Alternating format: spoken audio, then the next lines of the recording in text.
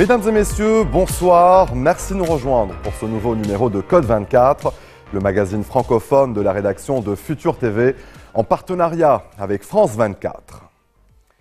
À Sarajevo, capitale de la Bosnie-Herzégovine, impossible de ne pas tomber sur Tito. Le portrait du maréchal, ancien président de la République fédérative socialiste de Yougoslavie, est partout. Accroché à la réception des hôtels ou dans les bars, il orne aussi la plupart des salons des Bosniens. Ces dernières années, la Bosnie-Herzégovine, comme la plupart des pays de l'ex-Yougoslavie, qui s'enlisent dans une crise économique, politique ou encore identitaire, a été gagnée par une vague de Yougonostalgie et de Tito-nostalgie.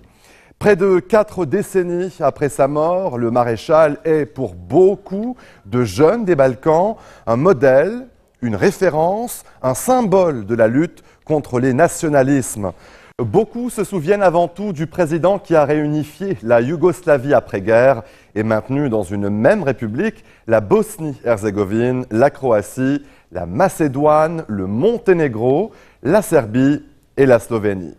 Certains regrettent aussi cette période fantasmée d'avant-guerre où l'on avait un emploi, la sécurité, l'éducation, où l'on mangeait à sa faim. Une mémoire sélective dans laquelle le dictateur Tito reste un demi-dieu, alors que son régime était aussi l'époque du parti unique, de la répression des opposants et du culte de la personnalité. Entre les pros et les anti-Tito, le débat fait rage. En Croatie, où l'économie prospère grâce au tourisme, l'ambiance est tout autre. Tito, souvent dépeint comme un dictateur anti-croate, est beaucoup plus controversé que dans d'autres pays des Balkans. Et les nationalistes ont le vent en poupe. Le reportage de Michael Stanke, Julien Alric et Vincent Roux.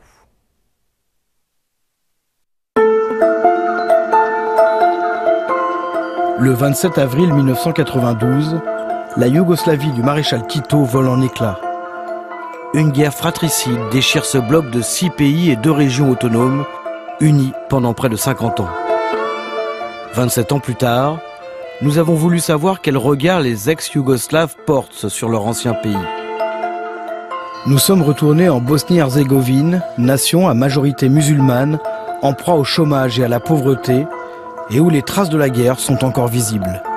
À 400 km de là, la Croatie, à majorité catholique, n'a pas vécu le même traumatisme que son voisin bosniaque, même si la guerre ne l'a pas épargné. Intégré à l'Union européenne depuis 2013, le pays a su tirer profit du tourisme pour sortir de la crise économique. 2 pays, 2 visions, le sentiment d'une patrie perdue chez l'un, une volonté de modernité qui se traduit par un nationalisme inquiétant chez l'autre. Dans les 2 cas, la quête d'un équilibre. Meša Bajdarević a débuté sa carrière de footballeur dans ce stade de Sarajevo avec son club de cœur, le Gelio, le club des cheminots. C'est un club qui était aimé partout. Voilà, parce que c'est un club qui formait des très bons joueurs, jeunes. Et voilà, une identité très forte. Les bases d'équipe Yougoslavie, c'était joueur de former et jouer à Bosnie-Herzégovine. Et notamment, on était 5 formés ici qu'on a joué à l'équipe nationale Yougoslavie. Il y avait qui alors? Il y avait Škoro, Baljić, Bazdarević, Šabanađović, Vlado Čaplić aussi. À la fin des années 80, Meša Bajdarević est l'une des stars du Gelio et de l'équipe nationale. Bajdarević. Bajdarević. Bajdarević. À cette époque, il incarne la grande Yougoslavie. Et le sport joue alors un rôle éminemment politique. J'ai vécu 30 ans sous l'ère de Tito et j'étais fier. Liberté, démocratie, sécurité, on jouait au football, on s'amusait, on sortait, bien sûr, et tout d'un coup, il n'y a plus rien. Le 30 mai 1992, l'équipe de Yougoslavie est officiellement exclue des compétitions internationales. Le destin de Mesa Bazarevic vient de basculer. Surtout ces pays autour de Bosnie, ils ont pas vécu ce qu'on a vécu. Parce que ce pays, vous avez vu ça, il était détruit, c'était rasé, répartir. Mais pas seulement les matériellement, c'est là. L'esprit. Il fallait reconstruire, il fallait repenser au football et au sport, après tout ce qui s'est passé. À Sarajevo, le stade de l'équipe du Gelio est bombardé par les forces serbes. La guerre met fin au prestige des joueurs de la capitale. La guerre a également mis fin à l'unité du pays et à une époque que certains jugent plus faste qu'aujourd'hui. Ces Yougos nostalgiques de Sarajevo se retrouvent au Café Tito dans le centre de la capitale bosniaque. Ici, le temps d'un verre, ils se remémorent une époque révolue, loin des années de guerre et de conflits ethniques. Certains regrettent une période idéalisée d'avant-guerre où leur pays était uni et fort, où l'on avait un emploi et où l'on mangeait à sa faim.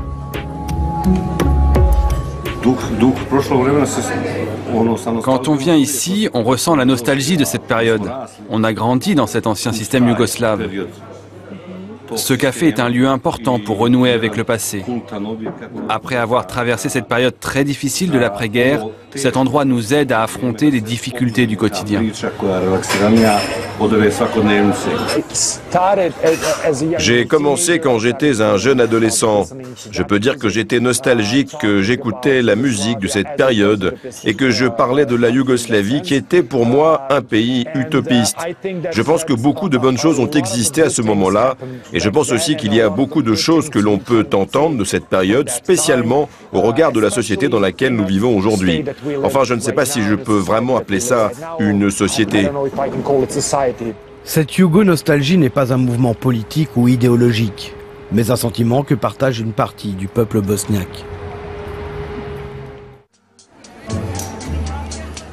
Mais dans un contexte de montée des nationalismes et de crise économique, cette nostalgie d'une Yougoslavie unie et fraternelle sert de rempart.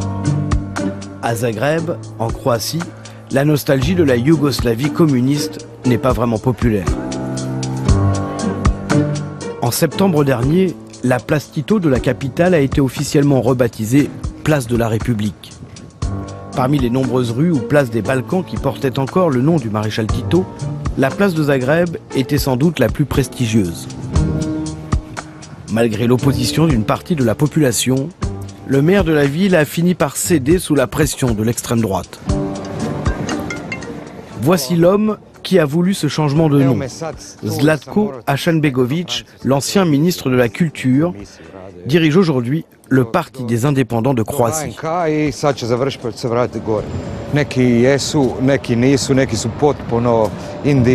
Ce n'est pas une simple histoire de changement de nom, mais une histoire de lutte politique et d'un combat contre l'héritage communiste yougoslave.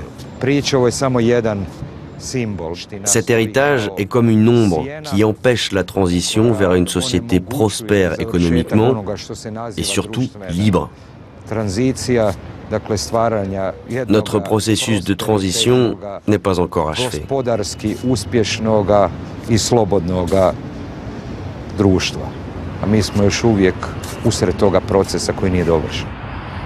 Pour les politiciens d'extrême droite comme le sulfureux Zlatko Hasanbegovic, éradiquer le passé yougoslave de la Croatie est une nécessité pour créer un État moderne. À l'université de philosophie de Zagreb, Jvroj Klasić enseigne l'histoire et s'inquiète d'un retour du nationalisme croate. Concrètement, aujourd'hui, en Croatie, on détruit les monuments du mouvement des partisans de Tito, on perd les noms des rues et on insiste sur les crimes des antifascistes. Mais on relativise ou on minore les crimes liés à la période Ustashi et tout ce qui est rattaché à l'État indépendant croate pendant la Seconde Guerre mondiale. En Croatie, nous n'avons pas de courant nationaliste conservateur de droite, mais plutôt un nationalisme qui tend vers un fascisme qui n'a rien de conservateur ou de démocrate chrétien et qui puise ses sources et influences dans la période Ustashi des années 40.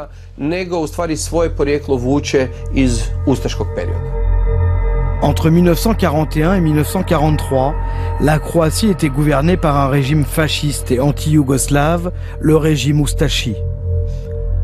Il a fait régner la terreur en déportant des Serbes, des Juifs et des Tziganes, avant d'être défait par les troupes de Tito. Cette période est une ombre dans l'histoire de la Croatie. Et aujourd'hui, la question du nationalisme est sur toutes les lèvres. Comment définiriez-vous le nationalisme en Croatie ? Par le manque de confiance dans l'État qui ne fait que se poursuivre, et c'est tout à fait justifié. Après les années 90, les gens ont été déçus par l'évolution du pays. Déçus par l'État croate ? Oui, par l'État croate que la population a idéalisé pendant la guerre avec les Serbes et notamment les vétérans de guerre qui ont l'impression de s'être battus pour rien. Redevenus citoyens d'une nation souveraine, une partie des Croates préfèrent faire table rase de leur passé yougoslave et communiste et dérivent vers un dangereux nationalisme.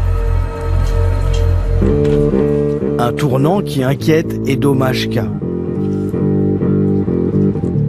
Avec son groupe, ce chanteur de rap très populaire dans les Balkans et engagé politiquement fustige ce qu'il appelle de la propagande. La plupart des gens commencent à s'éloigner de l'antifascisme. Quelque chose est en train de se passer. C'est à cause de la propagande qui commence à mettre dans la tête des gens une fausse idée en leur disant que l'antifascisme, c'est la même chose que le fascisme. Et c'est évidemment faux. On ne peut pas laisser penser ça. Je souhaite que les artistes et les gens sortent de cette conception et j'ai d'ailleurs écrit une chanson qui s'appelle No Pasaran, qui est très directe et compréhensible.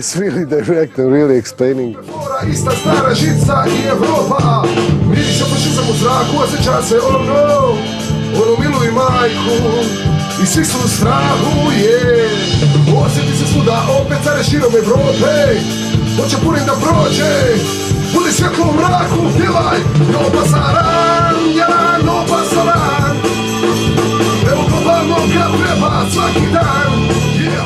Pour autant, Edo Mashka n'est pas vraiment yougo-nostalgique, mais il comprend que certains Croates regrettent les années Tito.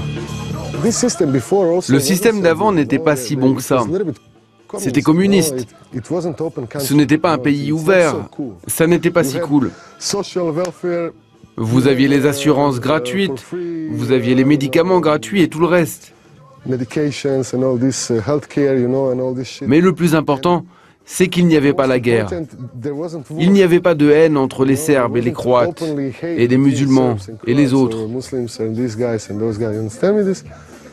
C'est la chose la plus importante qui manque aux yougo-nostalgiques. Et dans ce sens, ça me manque aussi.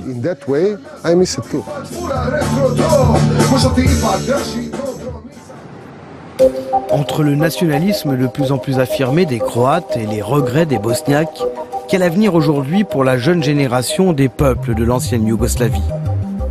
La réponse se trouve peut-être ici, en Bosnie-Herzégovine, dans un lycée de Jajce, une petite ville à forte minorité croate. Depuis la fin de la guerre, les élèves bosniaques et croates suivent des cours séparément au sein du même établissement. Jusqu'à présent, le lycée de Nicolas avait échappé à ce système. Mais il y a 2 ans, les autorités locales ont décidé de le remettre en place. Nicolas et ses camarades ont alors manifesté leur refus d'être séparés. Notre école est comme une sorte de maison pour nous. Nous avons donc décidé de la défendre comme tout étudiant devrait le faire. Puis il y a eu une forte émotion et des souvenirs de ce qui s'était déjà produit par le passé. La question de ce qui allait se passer pour les autres écoles s'est posée, avec la peur qu'elles soient encore divisées par ethnie. On peut dire qu'il y a eu une rage qui est apparue et que tout s'est alors enflammé.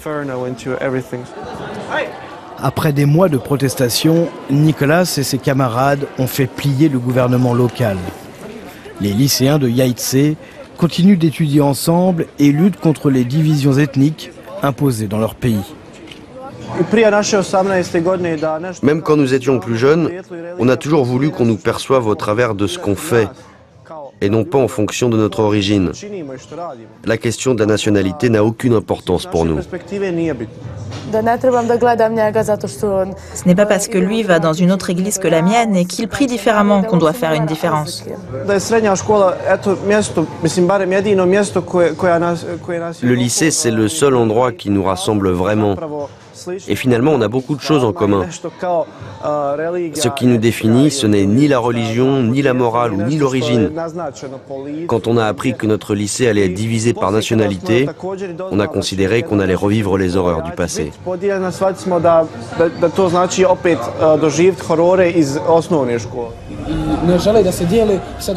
Loin de la Yougoslavie du maréchal Tito et loin des guerres ethniques vécues par leurs parents, ces jeunes lycéens représentent dans les Balkans un espoir d'unité contre les tentations nationalistes. Allez, restez des nôtres, on se retrouve après cette très courte pause. A tout de suite.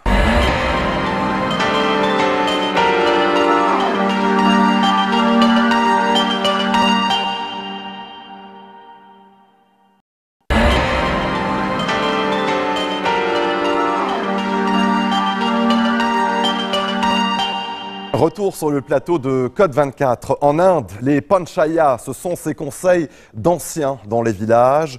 Une institution traditionnelle, sans valeur juridique, mais à l'influence bien réelle. Début mai, dans le nord-est du pays, 18 personnes sont arrêtées pour le viol d'une jeune femme de 16 ans, violée puis brûlée vive par des membres de son village. Un meurtre perpétré par les agresseurs en réaction contre le jugement du conseil du village qui avait décidé de leur faire payer une amende pour viol. Ce drame montre à quel point ces panchayats peuvent représenter une entrave pour obtenir justice en Inde. Les panchayats remplacent souvent la police, jugée trop lente et corrompue. Mais ils s'improvisent justiciers et ces conseils majoritairement masculins sont connus pour desservir la condition des femmes et des castes inférieures. Nos correspondants Alban Alvarez et Suyash Srivastava sont allés à la rencontre de ces justiciers locaux. Voici leur reportage. Dans le nord-est de l'Inde, le petit village de Rajakendua, seules 14 familles vivent ici. Dans ces ruelles aux apparences paisibles, des pleurs s'échappent d'une maison. Ce sont ceux d'une famille en deuil. Ma fille est morte ici, exactement à cet endroit. Sa fille âgée de 16 ans est morte brûlée vive dans cette même maison. Je veux que justice soit faite. Je pleure toute la journée et la nuit. Le 5 mai dernier, 2 hommes agressent sexuellement leur fille. Et c'est précisément pour que justice soit faite qu'ils se tournent vers le Panchayat, le conseil des anciens de leur village. Ma fille m'a dit que 2 hommes étaient venus pendant la nuit. Ils l'ont kidnappée puis violée. Plus tard, les Panchayats m'ont demandé de rentrer chez moi pendant qu'ils prenaient leur décision. Puis ils ont fait venir les 2 hommes pour les interroger. Les agresseurs confessent leurs crimes et sont condamnés à une amende de 50 000 roupies, soit près de 650 € et une punition d'une centaine d'abdominaux. Une sentence minime mais qui rend les 2 hommes furieux. Ils attaquent la famille et immolent la jeune fille en l'aspergeant d'essence.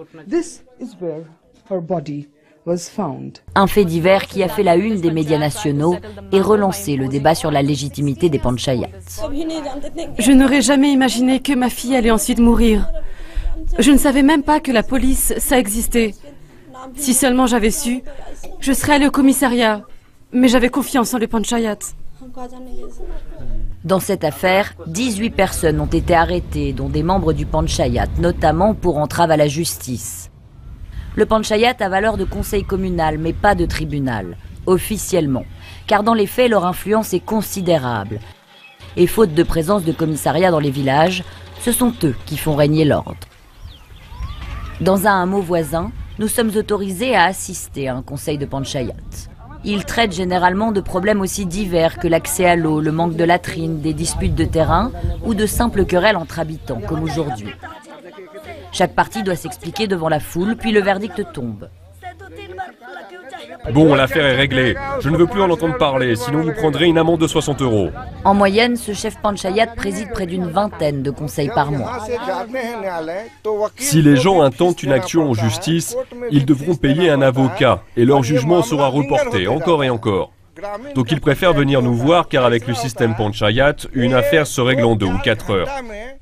Les chefs panchayat sont un peu comme Dieu et ils ont le pouvoir de décider du verdict.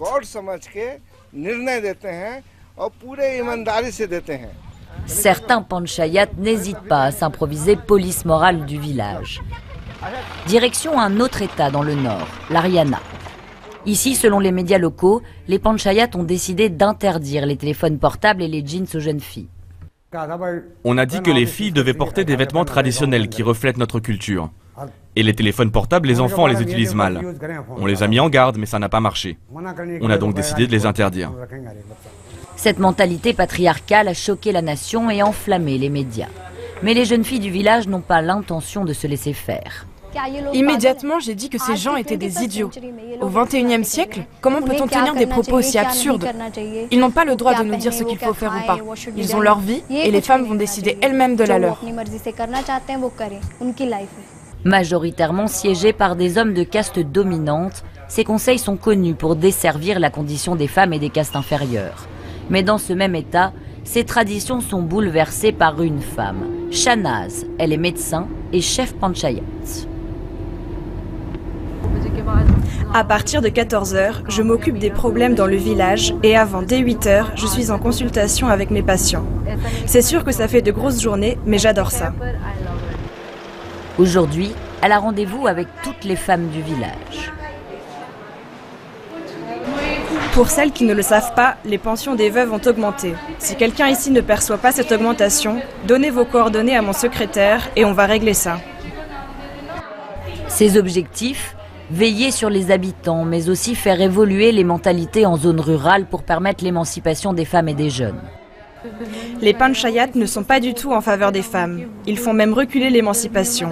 Je pense que ce vieux système de panchayat doit être dépoussiéré par la nouvelle génération. Les filles, ensemble, on va changer tout ça. Ancrés dans l'histoire de l'Inde, les panchayats ne sont pas près de disparaître. Actuellement, il y en aurait près de 3 millions à travers le pays. Si la présence des femmes au sein de ces conseils est encore largement minoritaire, leur récente arrivée pourrait notamment aider à combattre l'omerta autour des cas de viol dans de nombreux villages. En France, le 22 juin dernier, les bouchers charcutiers ont demandé une protection policière pour faire face aux violences de groupes anti-viande. Selon le syndicat de la profession, une cinquantaine de boucheries et poissonneries ont été touchées par des tags, des jets de faux sang ou des bris de glace depuis le début de l'année. Mais justement, qui sont ces militants véganes? Sont-ils tous des casseurs de boucherie? Pourquoi refusent-ils de consommer des produits issus des animaux? Quelles sont leurs motivations? Karina Chabour est partie à leur rencontre. Voici son reportage.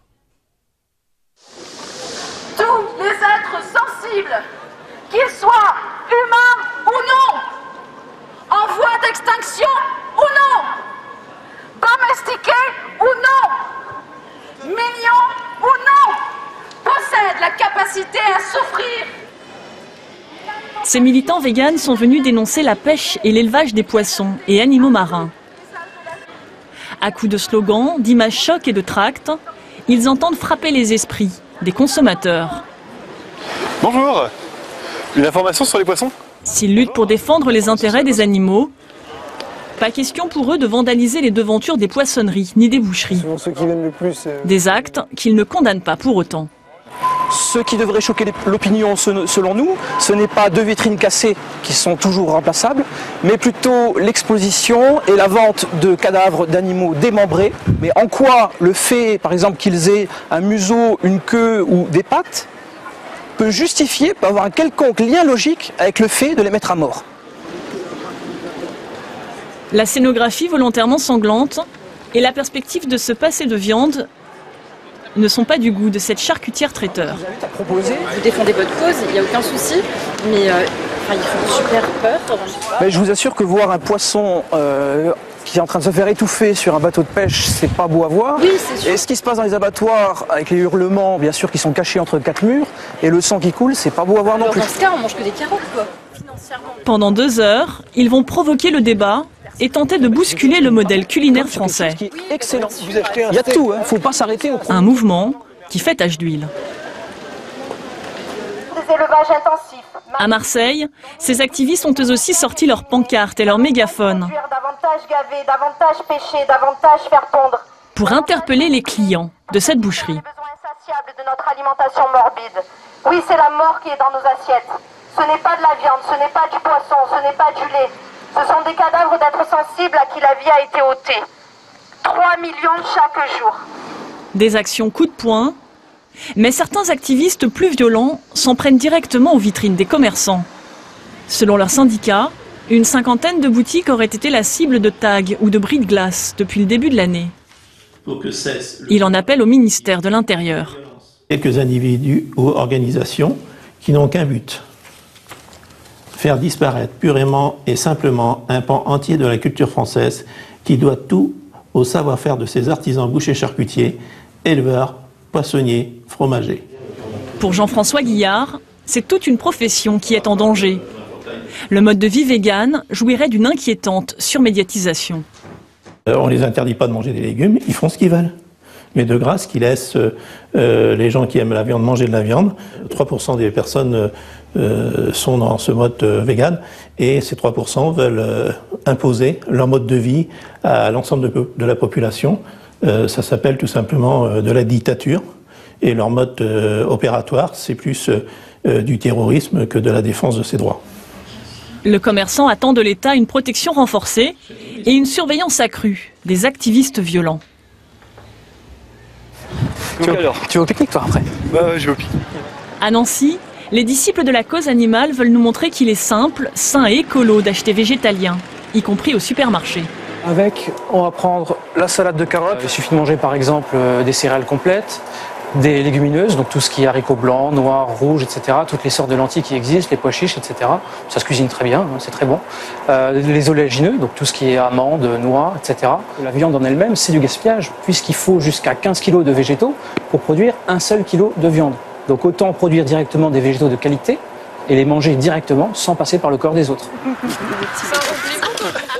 Au menu du pique-nique, roulé au faux cheddar, faux poulet, croûtons et basilic fermenté.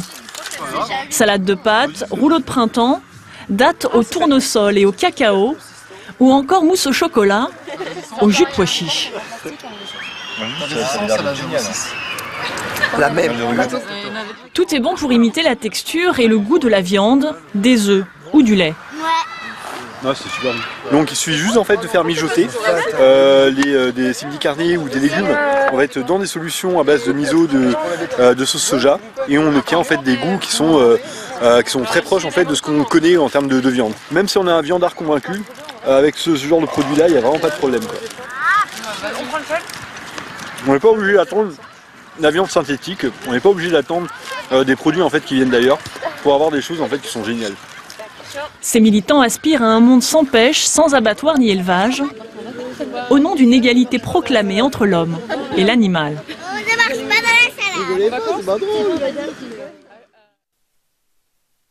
Restez des nôtres, on se retrouve après ceci.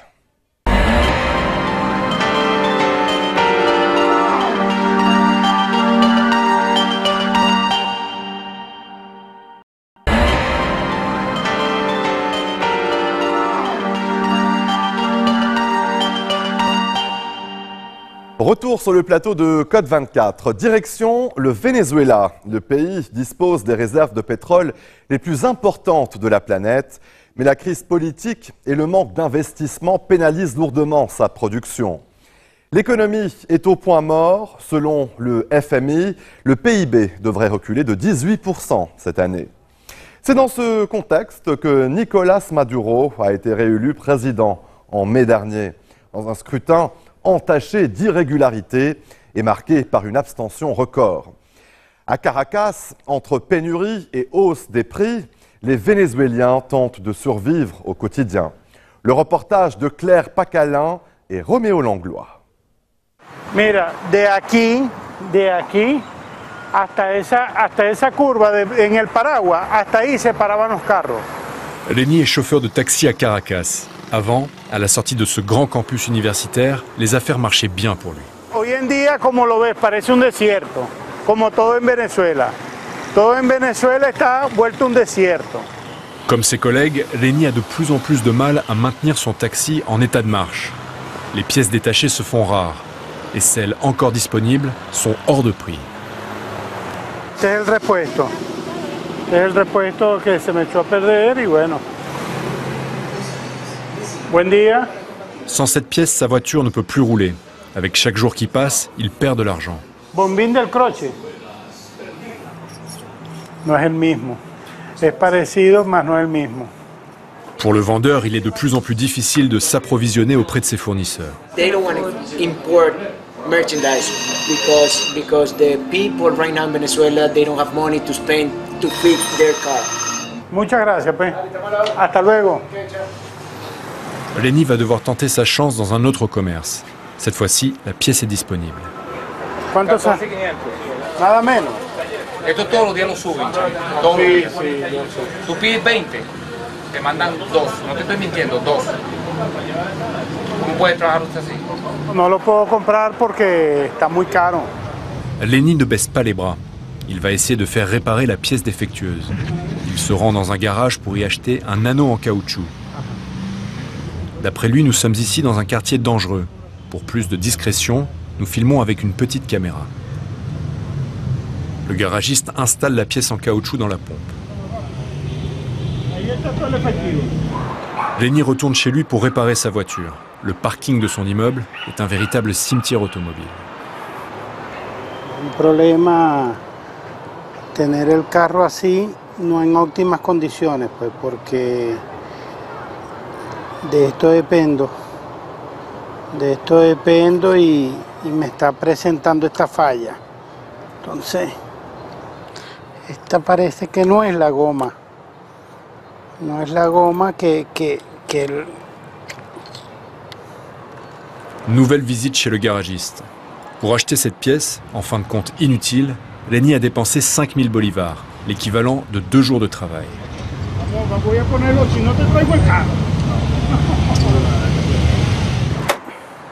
Deuxième tentative.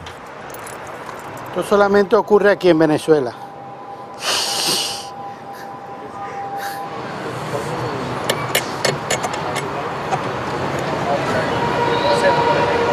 No funcionó. No, nada. Bredouille. Et retour à la case départ. Il va falloir acheter cette pièce, au prix fort. No seguir en esto, de verdad, ya me cansé. Me cansé y me decepcioné. Hola, ¿cómo estás? Ce soir-là, Lenny partage ses déboires avec son épouse. Bueno, yo salí a reparar el carro, pero fue algo cuesta arriba porque no pude hacer nada, pues. Faute de pouvoir travailler, Beatriz doit prendre le relais pour payer les études de leurs petits-enfants. Porque uno trata de estar más unido en los problemas. No tratamos de estar en pelea porque eso es muy feo también. Pero bueno, solucionar. Juste en bas de chez eux, la situation est encore pire. Eso es deprimente, de verdad que es muy deprimente ver tantas personas jóvenes comiendo de la basura, porque esos son desechos.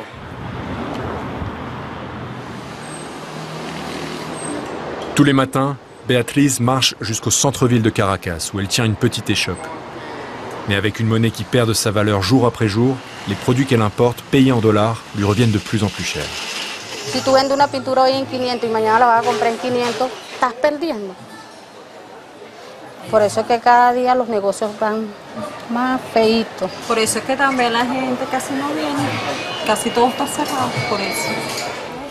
Pour s'en sortir, et confrontée à cette situation d'hyperinflation, Beatriz doit constamment augmenter ses prix. A la orden. Esa sale en 1400. Mais les clients n'arrivent plus à suivre. A la orden. Beatriz peut passer des journées entières sans vendre le moindre article. ahí estoy, como dice, luchando ahí hasta que aguante o me vaya o me quede, no sé, o me quede en la casa, esperando que René me mantenga, o se vaya él, no sé. Hola, amigo fiel. Rémi a dû se résoudre à emprunter de l'argent à un ami pour acheter cette fameuse pièce. Son taxi roule enfin. Mais un mois plus tard, il est encore tombé en panne. Dans un Venezuela à bout de souffle, son gagne-pain est en train de le lâcher. Direction à présent le Québec. La province canadienne compte 499 sites miniers qui doivent faire l'objet d'un suivi par l'État afin d'être restaurés ou sécurisés. Objectif du gouvernement, diminuer le passif environnemental minier de 80% d'ici le 31 mars 2022. La restauration des sites miniers abandonnés permettra de limiter notamment les impacts environnementaux. François Riouet nous en dit plus. C'est une mare de boue qui s'étend un peu plus chaque année. Là, c'est pas fini. L'été, c'est l'enfer. L'été, c'est un lac. On le voit là, jusqu'à peu près au chemin. Là. Quand il a acheté le terrain pour sa retraite, Franco Laflamme ne savait pas qu'un puits fantôme l'engloutirait peu à peu. Ma maison, ça vaut plus rien. Mon terrain vaut plus rien. Puis si on regarde ces bossés un peu partout, ben, c'est l'effet de ça. Ça vient de où? J'en ai aucune idée. Il s'agirait en fait d'un puits abandonné, non reconnu par les autorités. Un phénomène pourtant récurrent au Québec. Vatican, dans les années 50, ça a intéressé quand même plusieurs entreprises de venir forer, voir s'il n'y aurait pas du gaz naturel ou du pétrole, ça dépend des époques. Après plus d'un siècle de forage, la province est devenue un cimetière de puits abandonnés. Marc Brulmans tente de les localiser, un à un.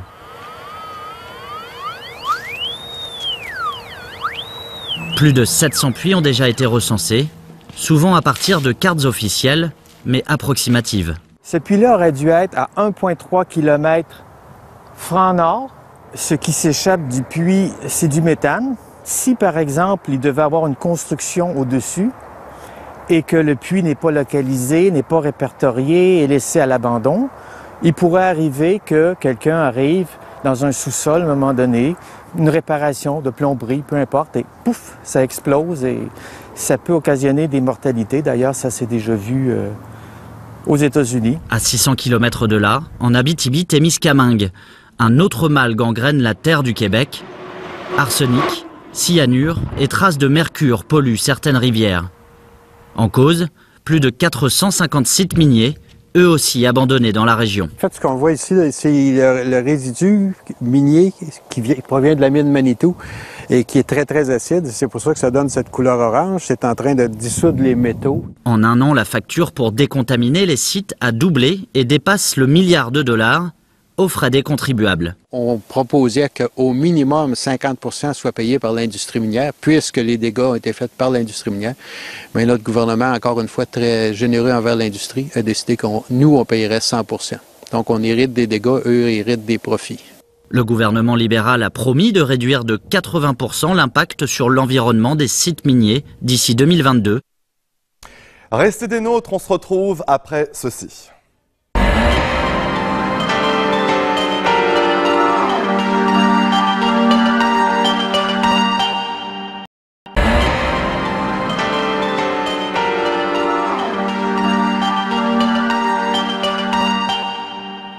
Retour sur le plateau de Code 24, direction Avignon, au cœur d'un des plus grands festivals de théâtre au monde.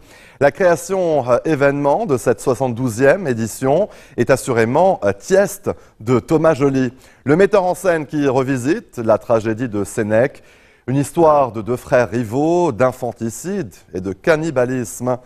Et notre invité ce soir, les détails avec Sonia Patricelli.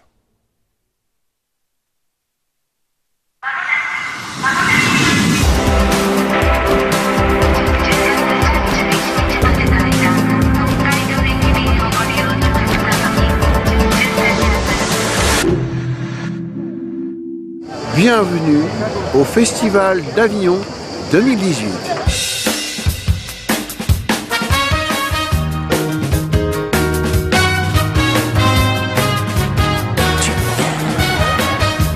un bouillonnement d'énergie, d'émotion et d'impertinence.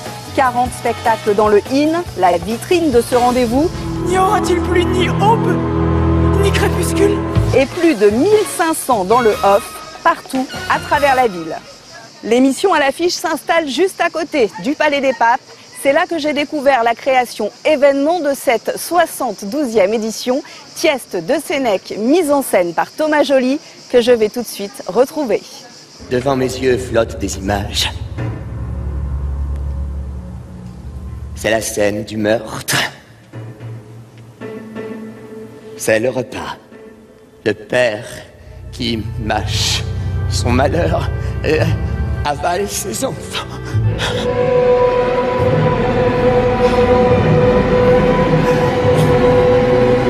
Quelle sera donc l'arme de cette douleur sans mesure? Tieste lui-même. Bonjour Thomas Joly. Bonjour Sonia. À seulement 36 ans, comment vivez-vous le fait de jouer votre pièce dans ce lieu mythique, la cour d'honneur du Palais des Papes? J'en ai rêvé, mais je ne pensais pas que ça m'arriverait un jour. C'est une expérience absolument unique qui m'est proposée là et je dois remercier Olivier Py de son audace de me faire confiance, même si effectivement je n'ai que 36 ans, même si avoir 36 ans n'est pas un défaut, hein. Parce que c'est une aventure unique au sens où on n'a pas l'occasion souvent de travailler sur un plateau si vaste, avec ce mur grandiose, immense, ces pierres qui ont vu passer tant de spectacles, tant d'acteurs. Et puis après, les éléments, on le sent, le vent, les chauves-souris, les martinets, il y a même un chat qui se promène dans la cour d'honneur. Donc tout ça, ce sont des éléments de ce lieu vivant. C'est rare, c'est donc forcément une aventure absolument enthousiasmante. Alors vous vous étiez fait connaître ici avec Henri VI, un marathon de 18 heures, avec Richard III également. Tieste est une tragédie, c'est l'histoire d'une vengeance, la vengeance d'Atrée que vous incarnez envers son frère. Qu'est-ce qui fait finalement la cruauté de cette pièce? Qu'est-ce qui est absolument abominable? Ce qui est abominable, c'est que c'est une tragédie. Alors bien sûr, Atrée se venge de son frère en le faisant revenir, lui et ses enfants, en assassinant ses enfants, en les faisant cuire et en lui faisant manger ses enfants. Ça, c'est évidemment le cannibalisme, l'infanticide. Et le cannibalisme sont des actes atroces. Mais ce qu'il y a de pire, et c'est ce que la tragédie nous apprend, c'est que cet acte corrompt l'humanité. Elle nous laisse au final tous, spectateurs comme personnages dans les ténèbres. Il n'y a pas de solution qui est proposée, il n'y a pas de gagnant, il n'y a pas de perdant, il y a cette impasse. Alors Tieste ne laisse absolument personne indifférent. Écoutez ces quelques réactions recueillies à la sortie de la cour d'honneur du Palais des Papes. La mise en scène était assez splendide. Il faut que ce crime ait lieu! C'est peut-être pas la peine qu'il y ait autant d'hémoglobine. Je n'ai pas courbé la tête. Debout, droit et vaincu. The lighting and the design and everything else, it was really good. J'étais retombé sur mes pieds et j'étais là, debout dans la plaine, bien planté sur mes jambes. C'est un côté grand guignol qui est obsolète pour moi. Les acteurs sont magnifiques, c'est un coup de poignard. C'est pour un exilé, un miséreux, le plus beau jour de sa vie. Je trouve ça facile, ces chœurs d'enfants, cette façon de chanter. Moi, j'ai jamais vu une pièce d'une envergure comme ça. C'est très classique et puis en même temps, il y a comme du rap à un moment donné. Il y a même du rap. Alors pourquoi déclamer Sénèque en mode hip-hop? Notre idée était plutôt de faire de la poésie sonore ou bien du spoken word, ce qu'on appelle le spoken word, comme fait par exemple le groupe Fauve ou comme fait la chanteuse Bams, c'est-à-dire parler vraiment, parler mais sur un rythme et pour pouvoir faire entendre cette philosophie assez universelle. Et donc je trouvais cette façon de le faire rafraîchissante et puis du coup reliée à ce que pouvait être le cœur dans l'Antiquité mais dans le monde d'aujourd'hui.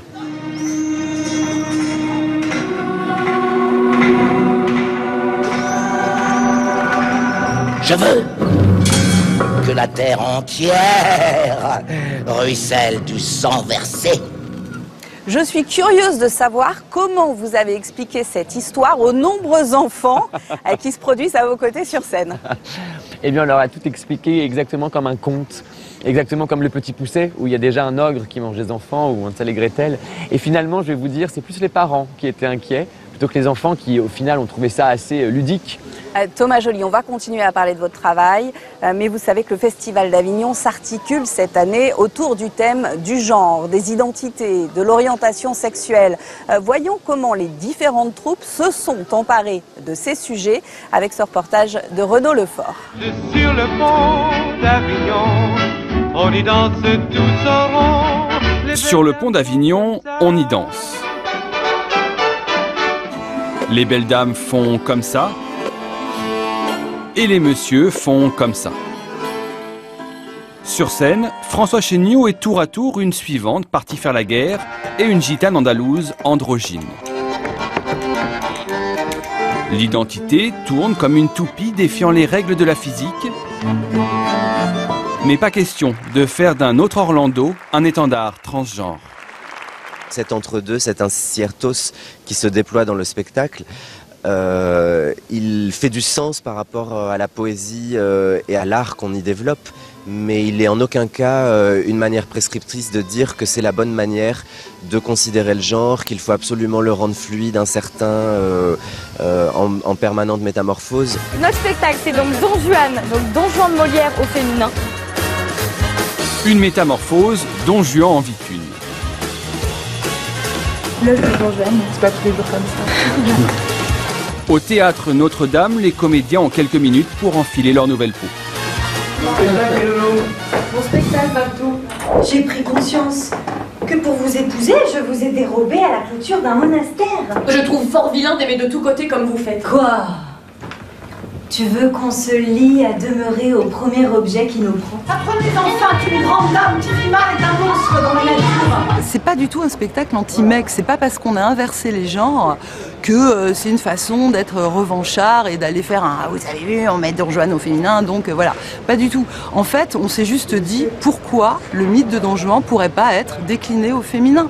C'est un personnage qui, pour moi, est au-delà des genres, en fait, tout simplement. Faut qu'on y croque à belles dents, nous les dons juges, nous les dons Juan. Sur la place des Corsins, on fait genre, mais le taux de testostérone frise le zéro. On peut un peu dire tout ce qu'on n'a jamais osé dire dans la vie, quoi. On peut y aller ensemble, hein, si vous voulez. Allons-y. Il s'agit d'un atelier drag king. Des femmes surjouent les codes de la virilité masculine. Non, bah tu veux pas qu'on en parle autour d'un verre parce que là on est déjà en train de bosser en fait. Bah non, mais bossons ici, on peut en parler ici. Ah mais c'est un truc de fou, toi je vais te manger, Donc l'idée c'est qu'on s'inspire du théâtre de l'opprimé, où on propose des situations d'oppression et on demande aux gens de venir sur scène résister contre ces oppressions. Donc là, moi, par exemple, je suis Adam, patron d'une petite start-up, donc je suis dans mon bureau. Je lui dis qu'elle est mignonne avec sa jupe, avec son petit short, que ça fait plaisir, que ça ramène un peu de fraîcheur. Je vais faire le lourd, quoi. Même de pouvoir dire bah non. Oui. Bah ouais, bah moi j'ai envie de dire bravo, parce que franchement, c'est pas toujours évident de pouvoir poser son nom, quoi. Et merci beaucoup. Spectacle, exposition, rencontre avec le public. La 72e édition du Festival d'Avignon est unique en son genre. Avignon, c'est aussi une tribune politique. Est-ce qu'en tant que créateur de la compagnie Piccola Familia, vous avez des revendications à faire entendre? En tout cas, de rappeler que le théâtre est un ciment sociétal, que la culture, on le voit ici, rassemble, mais pas seulement, elle est aussi le moyen de remettre en circulation la pensée. C'est ça que je trouve très beau à Avignon, c'est que toute pensée arrêtée engendre de la violence, et que le théâtre, en remettant la pensée en circulation, peut-être apaise cette violence. Et quelles sont vos envies pour le théâtre du futur? J'ai lu que vous attendiez avec impatience l'arrivée des hologrammes, par exemple. J'adorerais ça. Le théâtre a toujours été un endroit de spectacle, de fascination. Et bien sûr, nous, au XXe siècle, le cinéma et la télévision sont arrivés et ils ont dépassé le théâtre. C'est normal, avec leurs moyens et leurs effets spéciaux. Et pourtant, j'adorerais, moi, qu'au théâtre, on ait peur. J'adorerais qu'au théâtre, on soit fasciné. Et peut-être que les hologrammes nous permettraient ça. Vous êtes aussi un exemple, et ça peut être rassurant pour de nombreux parents, qu'on peut être fan de jeux vidéo et aimer le théâtre. Ben oui, parce que le théâtre est un art populaire. point final. Vous, c'était Zelda, je crois. Hein. Ah, moi, je suis un grand fan de Zelda. Ouais. Le jeu vidéo est une récréation. Enfin, c'est ce qui m'empêche de travailler, pour tout vous dire. Parce que quand je regarde la télé, quand je regarde un film, quand je lis un livre, quand je vais dans une expo, ou même quand je bois un verre avec mes amis, je n'arrête pas de penser. Le jeu vidéo, en tout cas, me permet de me concentrer juste sur ce que j'ai à faire et de gagner le niveau. Et c'est vrai que c'est un moment de détente. Et puis surtout, le jeu vidéo est un art. Enfin, moi, je le crois vraiment. Je considère vraiment comme un art. Si vous aviez le temps d'aller voir une pièce pendant cette édition, ce serait laquelle? Eh bien, moi je suis très curieux du Tartuffe de Corso Novas. J'ai vu quelques photos du décor et ça a l'air d'être somptueux et c'est un metteur en scène dont j'avais déjà vu quelques spectacles que j'avais adoré. Je suis très curieux de la pièce Pale Blue Dot, écrite et mise en scène par Étienne Godillère, qui est un jeune auteur et jeune metteur en scène. C'est son premier projet sur tout le scandale du Wikileaks. Je pense que là, il y a quelque chose qui peut être vraiment très beau. Et puis, le feuilleton de David Bobet, tous les midis, sur la question du genre, justement. J'ai pas encore eu le temps d'aller voir, mais dès que j'aurai terminé de travailler, de jouer ici, je resterai quelques jours supplémentaires pour essayer de voir quelque chose. Oui. Article de Hans Van Dalem, ça a l'air génial aussi. Ça fait 4. Merci beaucoup, Thomas Joly. Oui, je suis gourmand, voilà, c'est comme ça. Très bon festival. Merci. À vous. On se quitte avec quelques images de ce festival d'Avignon. Merci à tous d'avoir suivi cette émission que vous pouvez retrouver en intégralité sur france24.com ainsi que sur tous nos réseaux sociaux. À très vite. T'as trouvé, c'est la chiche. Genre, tu pourrais nous enfiler à nous aussi.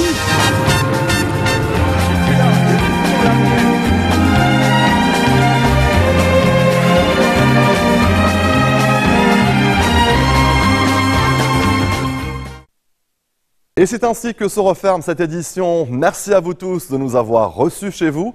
Très bonne suite de programmes sur notre antenne et je vous dis à la semaine prochaine.